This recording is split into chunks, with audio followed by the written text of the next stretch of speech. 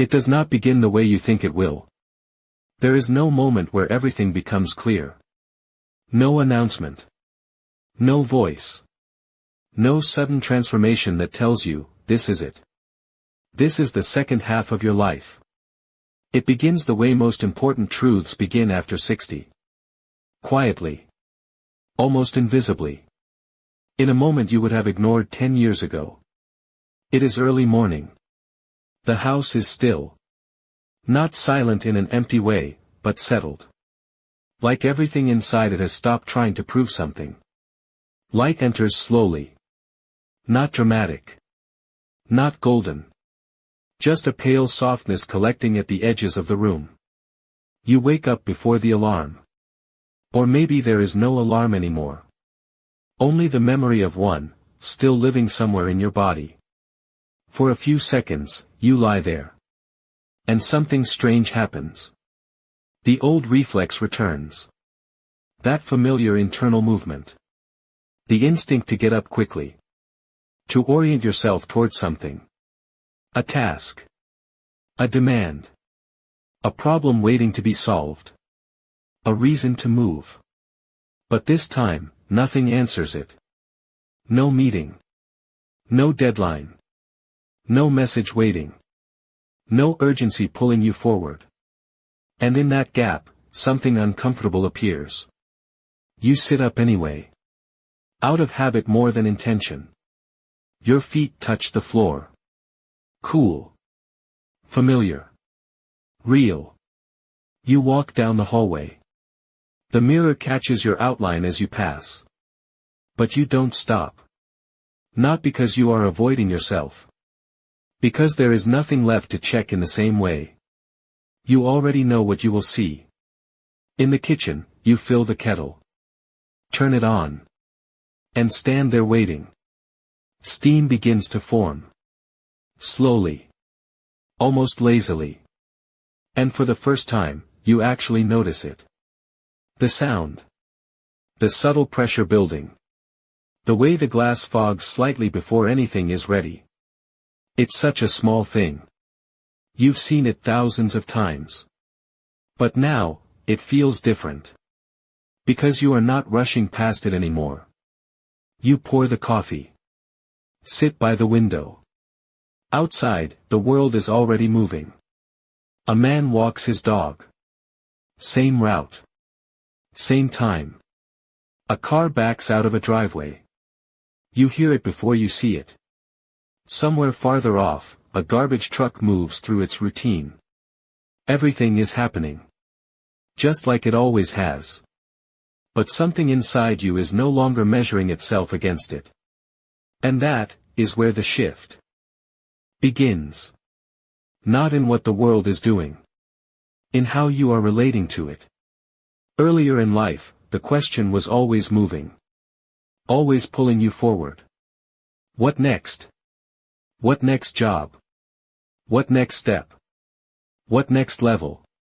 What next solution? Even your worries had direction. They were moving somewhere. Trying to fix. Trying to improve.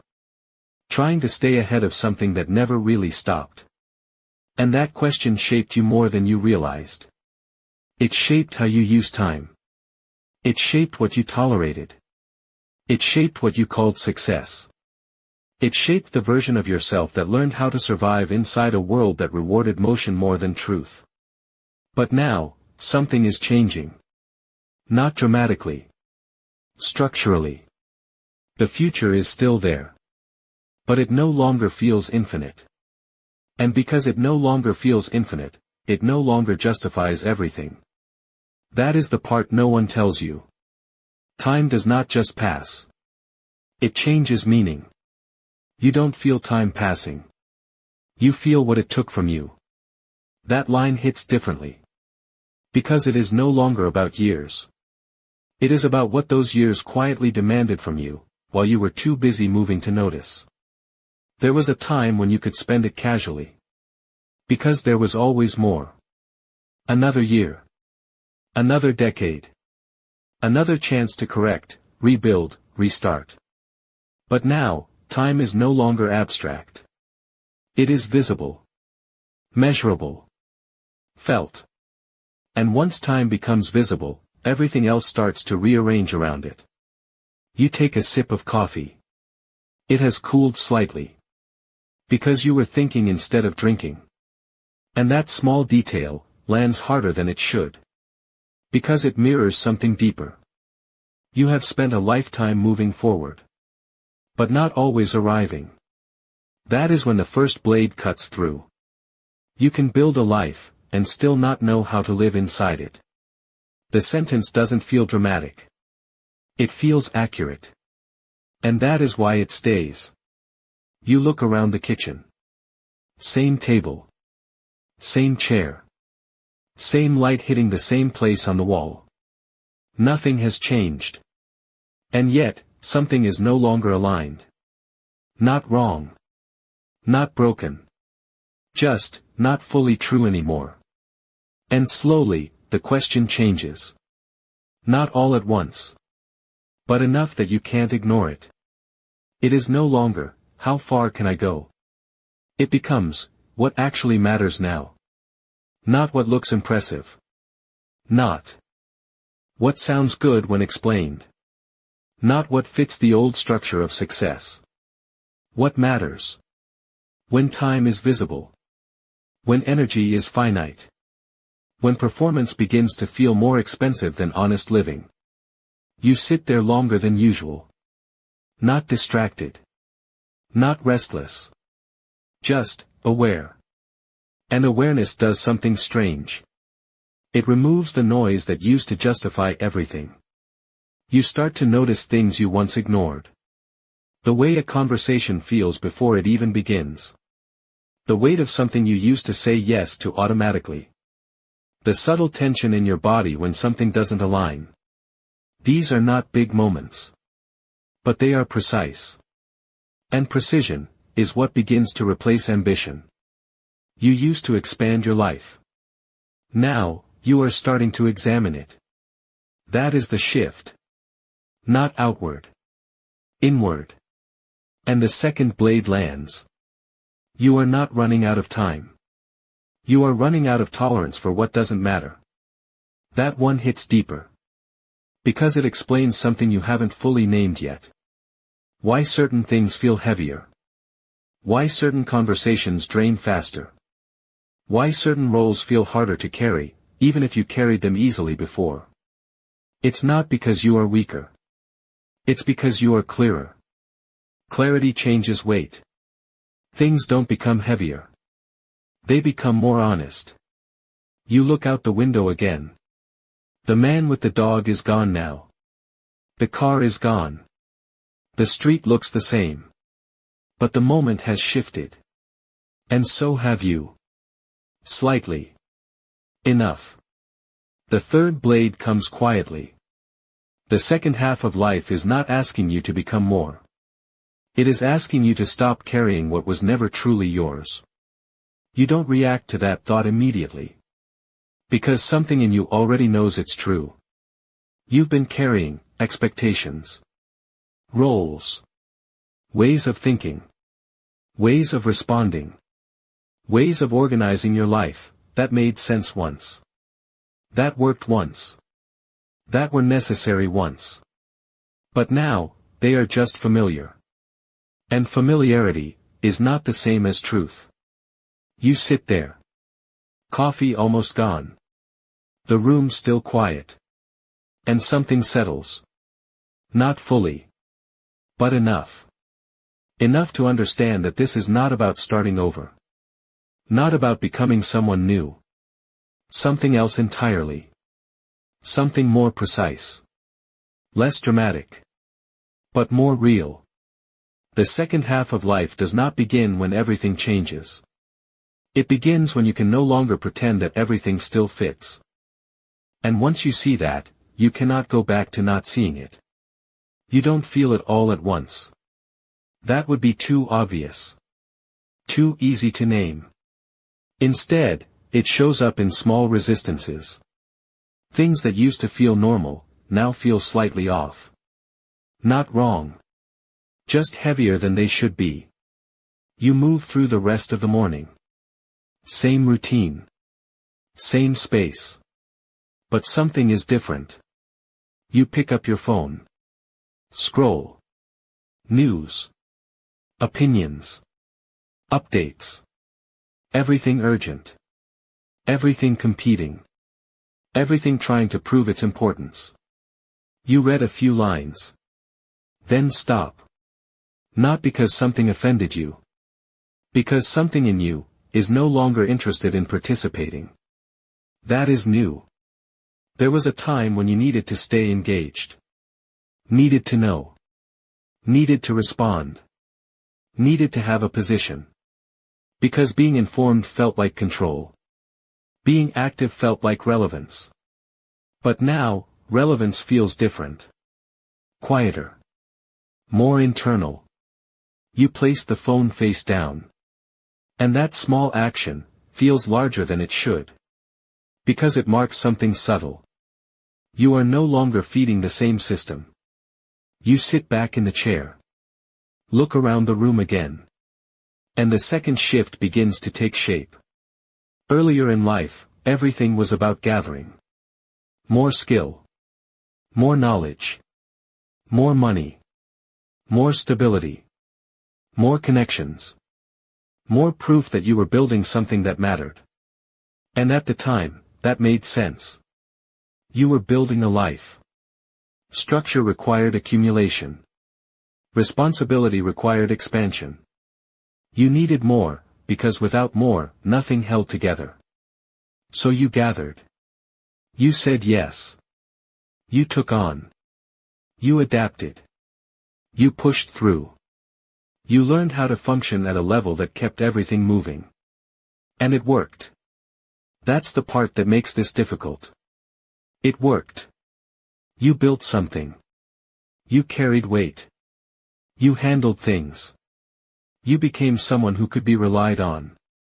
And for a long time, that was enough. But now, you are starting to feel the other side of that equation. Not the benefit. The cost. You stand up. Walk into the kitchen. Open a cabinet. Close it again. No reason. Just movement. And the realization continues. Accumulation never asked you what it would cost to maintain. That's the part no one tells you. It's easy to build. Harder to carry. Harder still, to keep carrying when it no longer feels aligned. You lean against the counter. Hands resting lightly. And the first blade cuts deeper. Some of what you built is still standing only because you keep holding it up. That thought lands heavier than expected. Because it forces a question you've been avoiding. What would happen if you stopped? Not dramatically. Not irresponsibly. Just, stopped maintaining things that no longer deserve maintenance. You don't answer it. Not yet. Because even asking it changes something. You walk back into the living room. Sit down again. But this time, you are not sitting inside habit. You are sitting inside awareness. And awareness begins to expose patterns. You think about conversations. How often you respond automatically. Say the expected thing. Keep things smooth.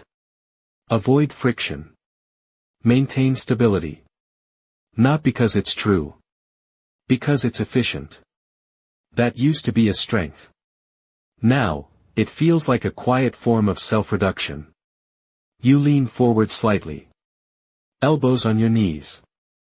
And the second blade lands. You didn't just build a life. You built a system that requires you to keep performing inside it. That one stays.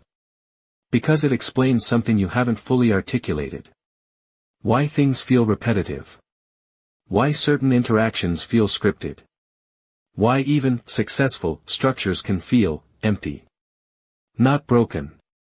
Just not alive in the same way anymore. You take a slow breath. And something becomes clearer. You are not tired of your life. You are tired of the version of yourself required to maintain it. And the hardest part? Most of that version was never fully you. It was built to survive. To function. To fit. But not to feel true.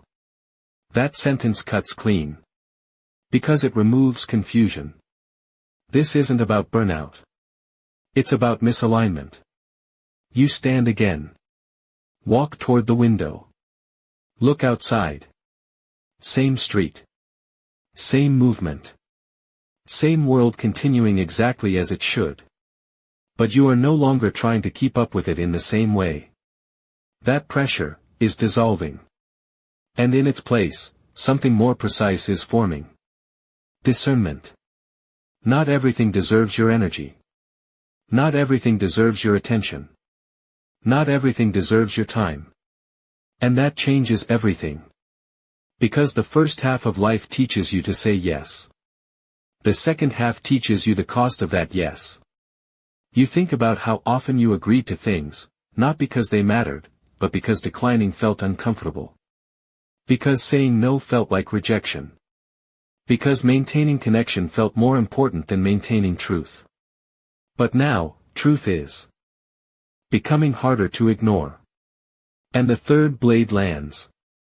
Saying yes to what doesn't matter, is how you slowly disconnect from what does. That one sits differently. Because it reveals something subtle. You didn't lose clarity. You diluted it. One small compromise at a time. One small adjustment. One small, it's fine, that wasn't actually fine. And over time, those small things became structure. Structure became identity. And identity became something you continued, long after it stopped feeling true. You sit back again. The room feels quieter now. Not externally. Internally. Because something is settling. Not resolved. But recognized. And recognition changes behavior. Not immediately. But inevitably. You are no longer asking, what else can I build? You are asking, what is still worth carrying? That question is different. Because it introduces weight. Not everything can come forward. Not everything should. Some things were meant for a different version of you. A different phase. A different set of priorities. And holding on to them now, is not loyalty. It's inertia. You close your eyes for a moment. And something becomes clear.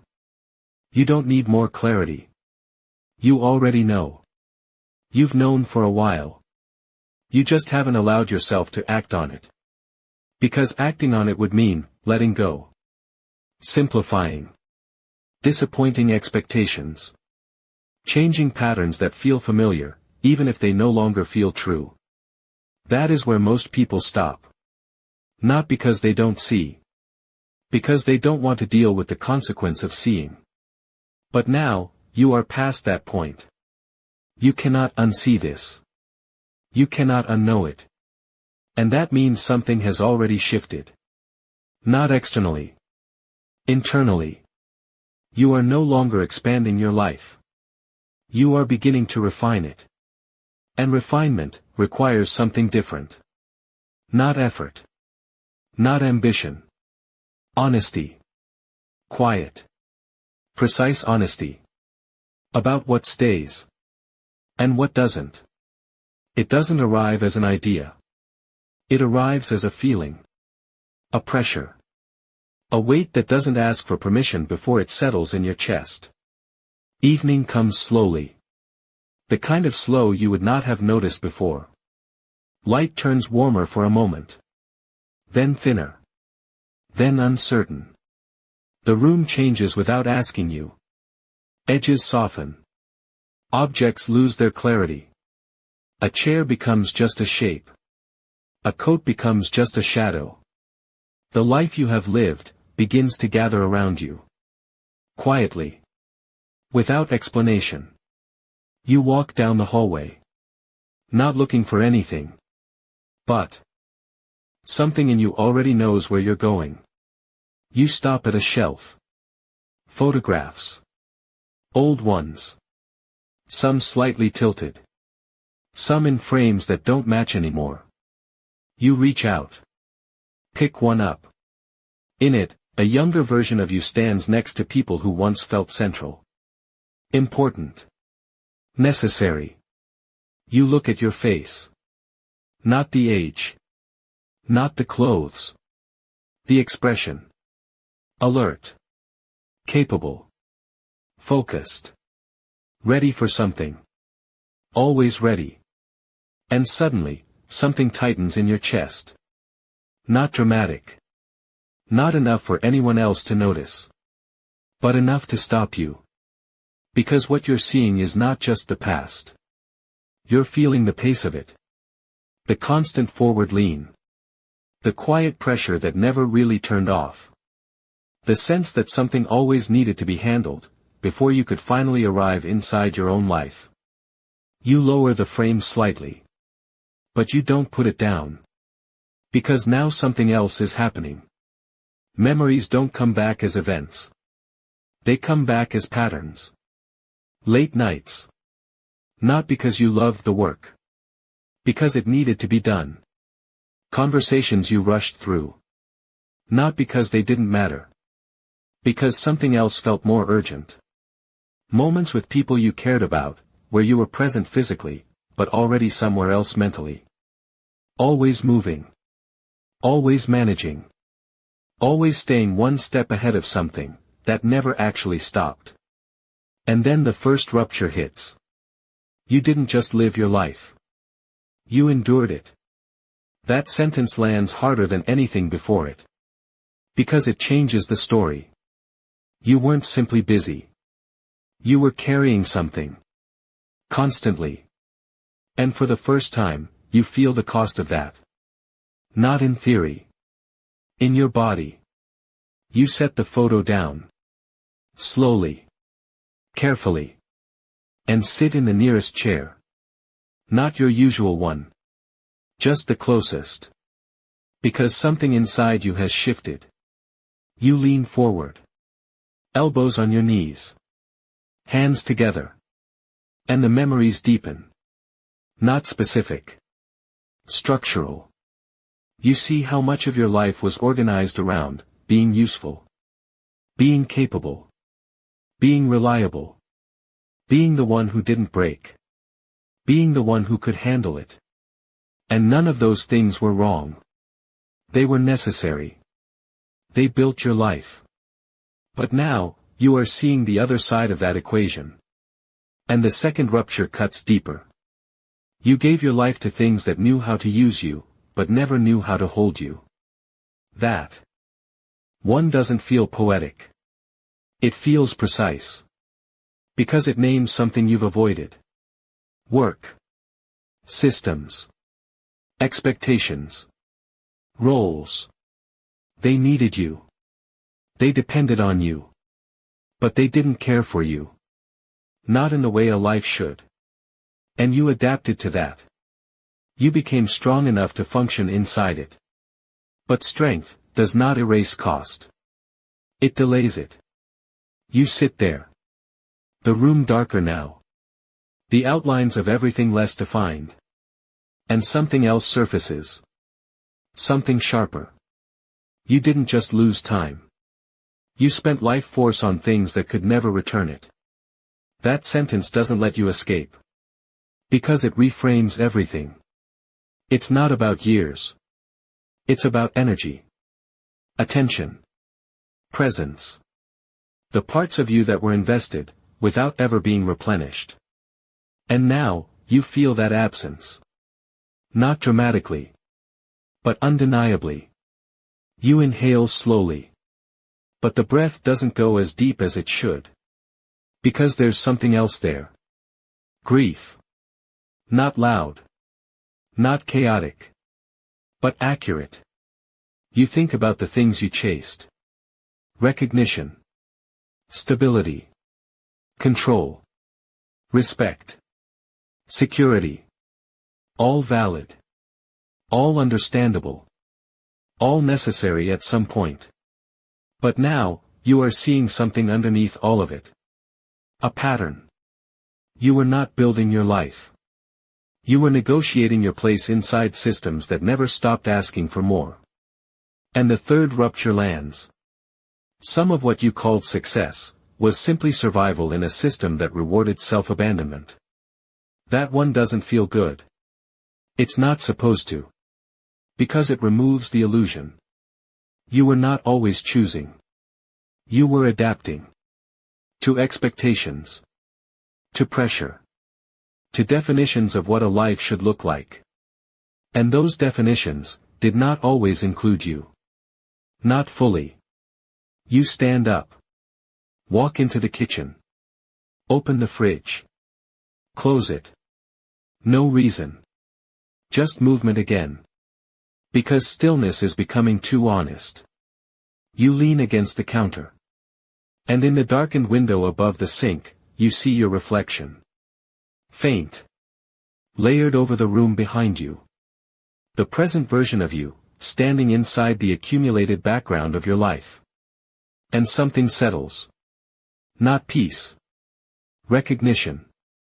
You didn't fail your life. You followed a script that never asked who you really were. That sentence softens something. Because it removes blame. But not responsibility. You were not wrong. But you were not fully present either. Because you didn't know how. Because no one taught you how. Because everything around you rewarded something else. And now. You do know.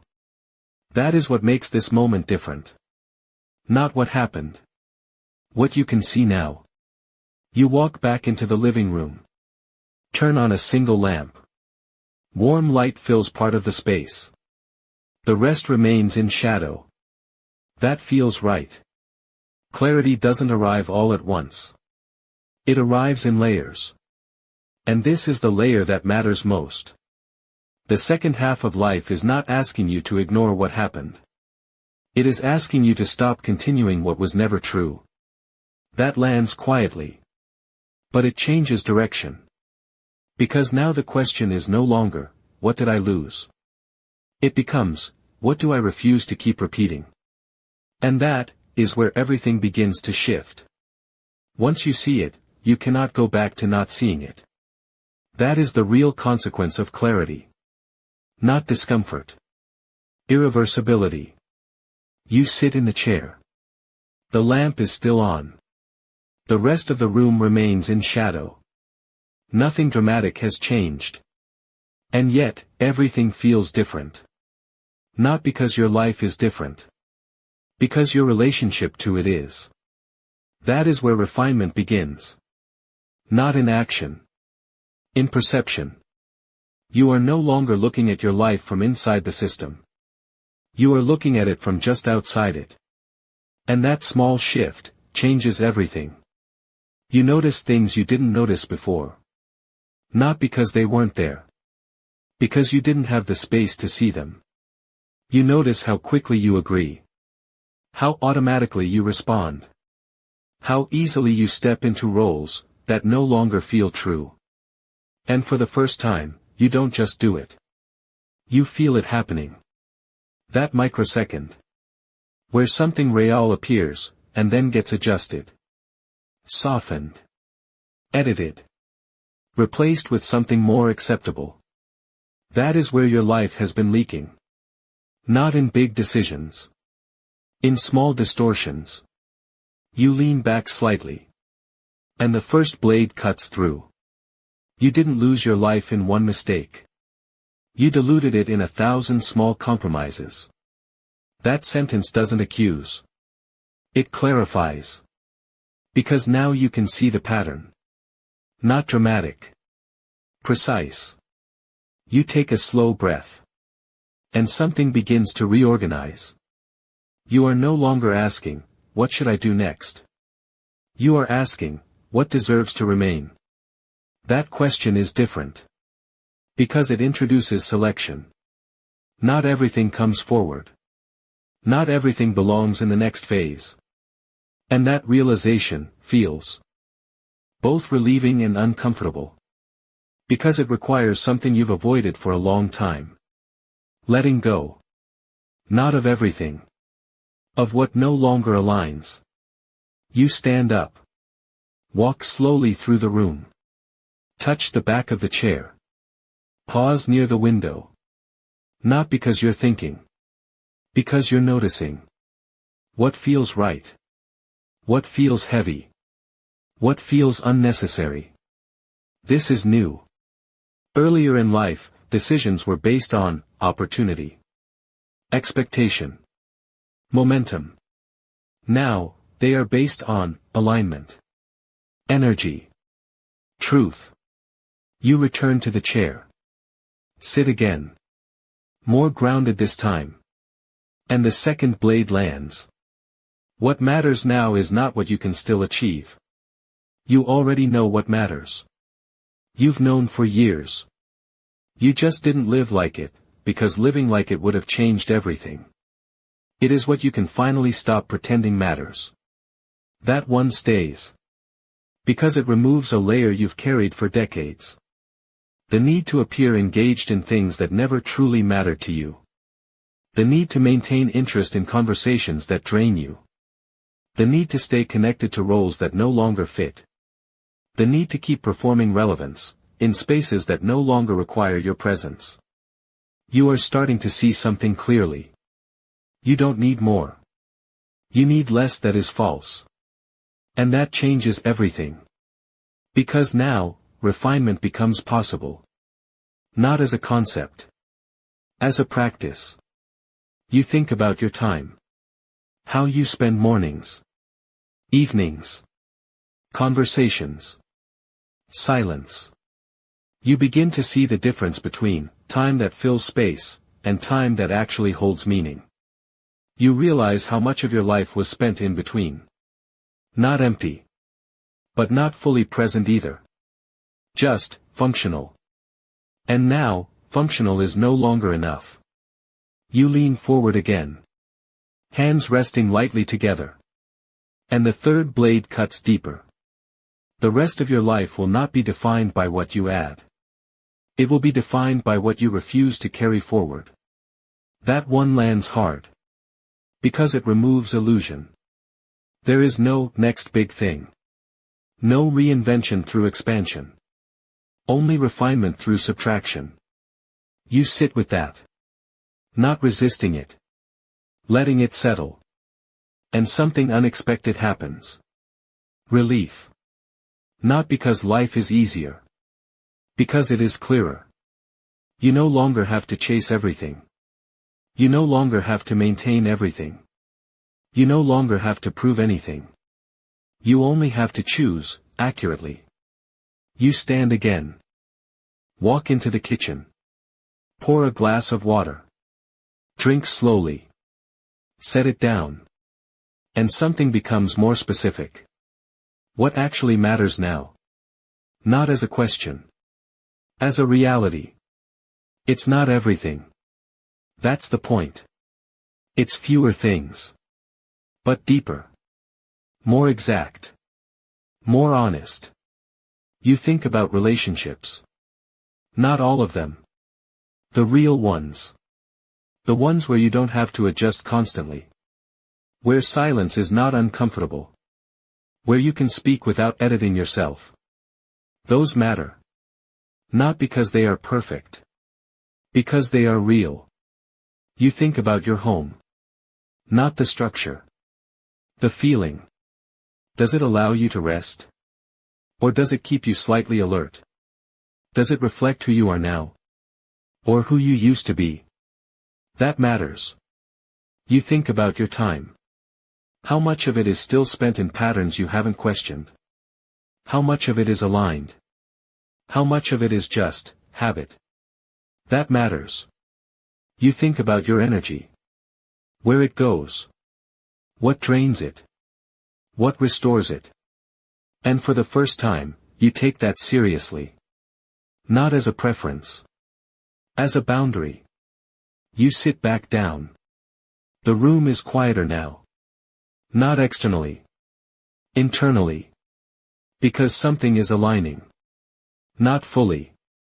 But enough. Enough to feel the difference. And that difference is everything.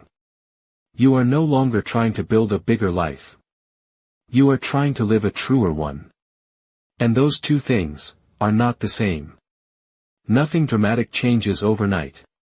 That is the truth no one advertises. There is no moment where your life suddenly becomes simpler. No clean break. No clear line between what was and what will be. Instead, something quieter begins to take hold. You move through the same spaces. The same rooms. The same routines. But you are no longer moving through them the same way. You wake up the next morning. The light returns. Soft again. Unhurried. The house is still. Just like before. But something inside you has shifted. Not in a way you can explain. In a way you can feel. You sit at the table. Coffee in front of you. Hands resting calmly. And for the first time, you are not thinking about what comes next. You are here. Not perfectly. But honestly. And that is enough. You look around the room. Nothing has changed. And yet, everything feels different. Because you are no longer measuring your life the same way. That is the shift. Not external. Internal. You are not asking, am I doing enough? You are asking, is this true? That question is quieter. But far more demanding. Because it removes all the usual escapes. You cannot answer it with achievement. You cannot answer it with appearance. You cannot answer it with effort alone. Only with alignment. And alignment is not something you force. It is something you stop interrupting. You take a sip of coffee. It's warm. You notice it this time. Fully.